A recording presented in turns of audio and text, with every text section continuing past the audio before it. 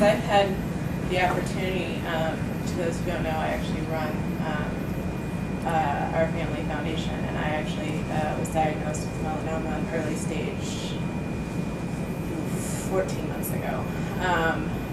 So I've taken this idea to some of my colleagues, because that's what you do. And I think they're the biggest obstacle, and I think we've spoken of this at great length, and I spoke to John about this, is they want to fund something. So it's very hard to say, well, what kind of research are you funding? Well, we don't know. What are you going to do with the tissue? Well, we're not sure. Where is this going? And so they like the idea of having something more concrete to fund this new line of research, to take, or to fund young innovative investigators, whatever it is. And then I look at them and I said, that's fine. I said, go fund the investigator, but don't give them a lab. To me, that's the analogy. You want to do this, but you're not going to give them any tools to do it. You'll build them a lab for $2.5 million. I said, so this is the exact same question, that when I turn it around, that's what I say.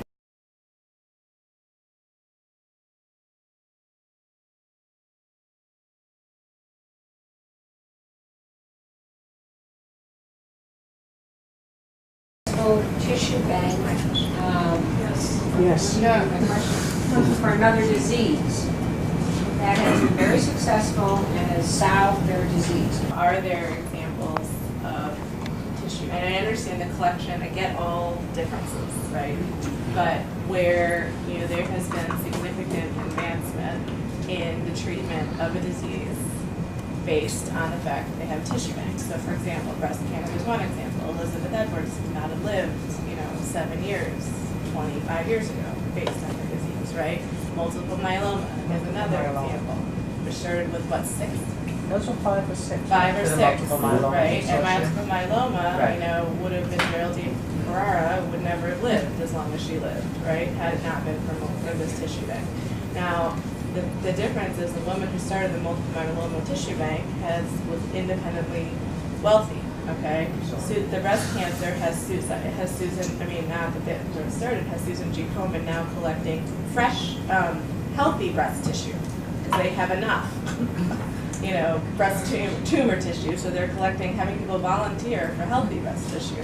Please, And now lung cancer just 6 weeks ago announced that they're now collecting tissue, and so. I add that all of these tissue banks were driven by advocacy groups, not by the physicians themselves jumping up to collaborate. And it was driven by advocacy groups that held the dollars and said you will have no choice if you're going to get these dollars but to collaborate. I didn't even have to do that with you guys because I had no dollars to hold up. Right. So to answer your question, there are other examples where people have come together, collected tissue. One very concrete example, and I'm not going to be technical here, is with breast cancer, right?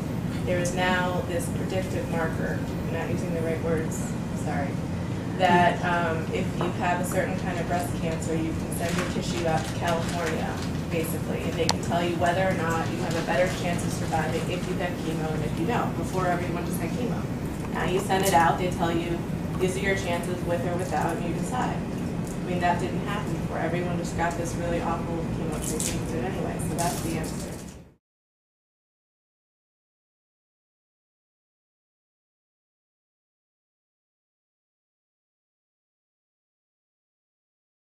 Question number 1 is, are there other doctors and other, I'll call them firms, hospitals, other organizations that would be also willing to add to this collaboration so it's just not the 4? The real issue isn't just the bucks. The issue is the culture or the mindset that when you see a lesion, you think more than just get the lesion out and get that patient out of my office. That's really what Mo was saying, is that there is a mindset out there which is to increase the throughput, minimize the time, and not to focus upon the underlying research issues that we're talking about. And there are other sites in which the culture, the mindset is that the research is the mission, and the biopsies are then already part of the culture. It's just a question of how to fund them, and that's what we're looking for. So it's not that there aren't good folks who can take care of, in conventional fashion, disease at many, many sites. It's where is the culture to think to research before you think to do the biopsy, so that you maximize the chances that you learn for that patient the most you can learn about the disease. Well, and I just would like to add that absolutely there are people, and the goal is never to exclude any of these. We want the best and the brightest on this project, right? I mean, there's no question about that, because you're going to succeed faster if you've got all the brightest minds and most capable people with you. The issue is, I think that it's just like any emerging endeavor. You also have a little bit of you need to be responsible and get it started, get the machine built and well oiled before you bring everybody in and cause so much confusion that you lose your momentum. You don't actually get the machine built, and then you add people in that are going to bring something to that and enhance it even further. At least that's my vision of how you can optimally do this. My concern is always that we've got some wonderful young investigator in Mississippi who will never ever have a chance of getting his hands on tissue.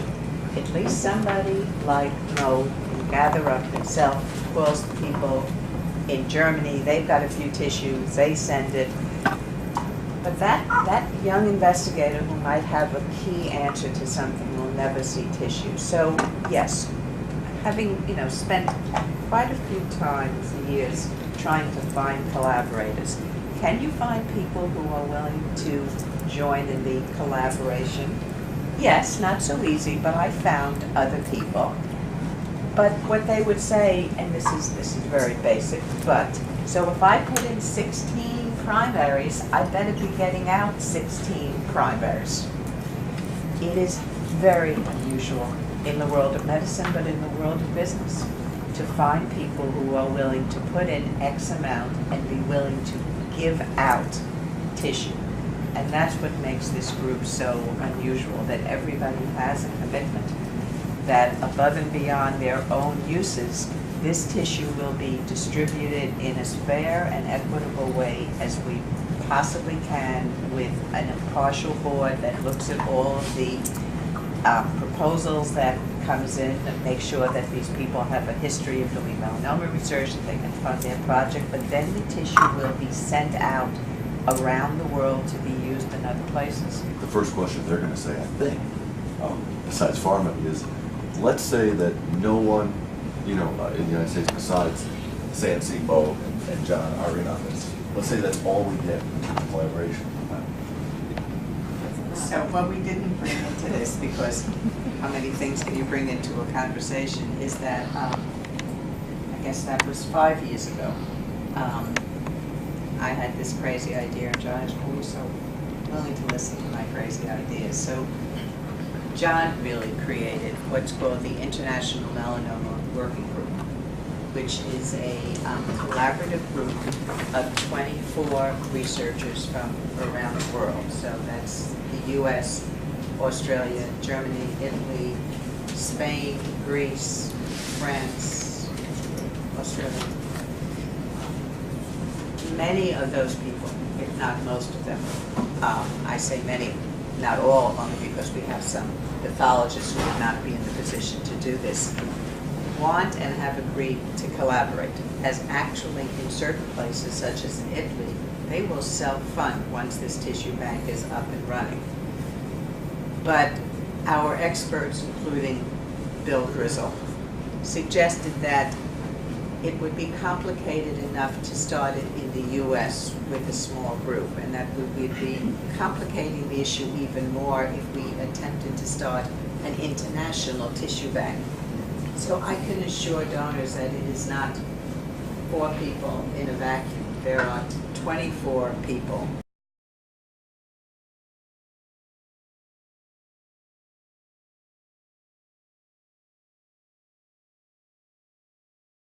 This inefficiency, I mean, you talk about, well, talking about science to business people, the inefficiency is the thing that really rubs. Why are we doing things over and over again in different places? So I would suggest that that's really the sales point here, is a model.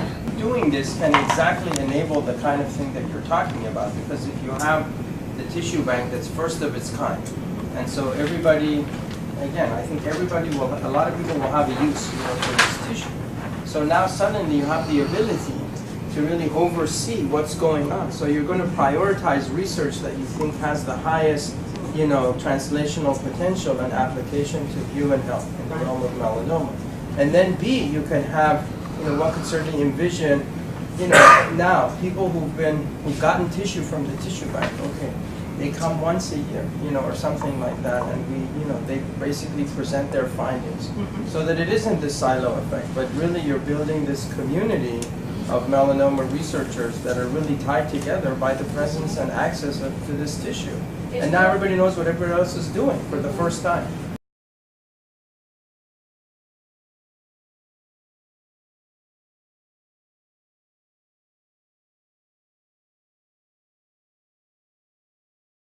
I know that anybody I talk to is going to ask about pharmaceutical companies, and so I need now or later in the discussion at some point, we've got to talk about the role of pharmaceutical industry in all of this. In terms of funding or in terms of getting tissue?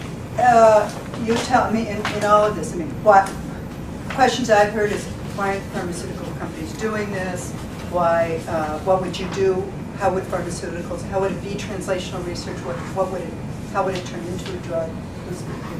Pharma has the exact same question that you've all articulated, which is, what's in it for us? What's in it for the patient? What's in it for the particular agent they're going to bring forward? So for each of them, they've said, if we had an agent that we could test the relevant markers of susceptibility, therapeutic response, so forth, well, then we might. So there were a couple on the hook who said, when we have something ready to go, we'll potentially be willing to support this. A couple of others who already have agents that are therapeutically active. In fact, the one that has the agent that's active on brain metastases is interested to do this. But they said the very same thing you said. They said, we want something to show for it. We want laboratory results. We don't just want the tissues. They don't have the bigger picture, the overarching picture behind this. They want something tomorrow out of it, which is a research lab result that they can take back to management. So we'll probably do that. I also think that pharma's waiting for us to a certain extent. They won't, for a lot of reasons. There's a model for us to look at. Pfizer tried to do this with Moffitt, and it became an issue of proprietary information. They're not going to share private and public sector. Yeah. So pharma's waiting for us to light this fire, so that they may then come in to use these samples if they submit, like Mo says, solid research plans. But they also might come in as ongoing funders at year 3.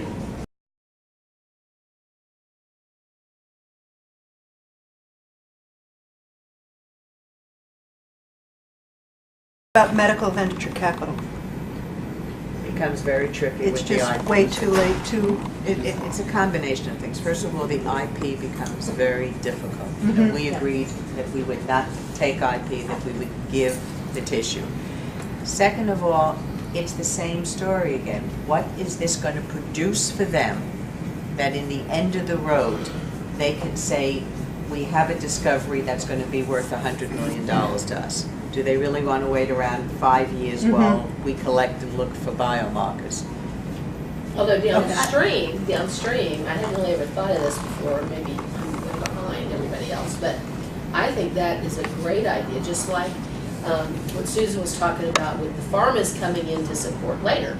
If the venture capitalists have a really good idea that they want to try to use the tissue for, then you can work on the IP issue.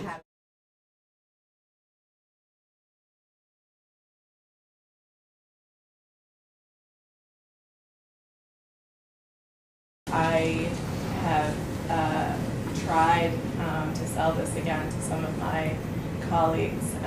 And we actually met, our foundation met with Dr. Kirkwood and Val and Susan at a different point in time. And we have actually made a seed gift, a significant seed gift to pledge actually to the repository to show confidence in what it is that you all are doing. $0.8 million is not a lot of money to change the course of the disease and the story.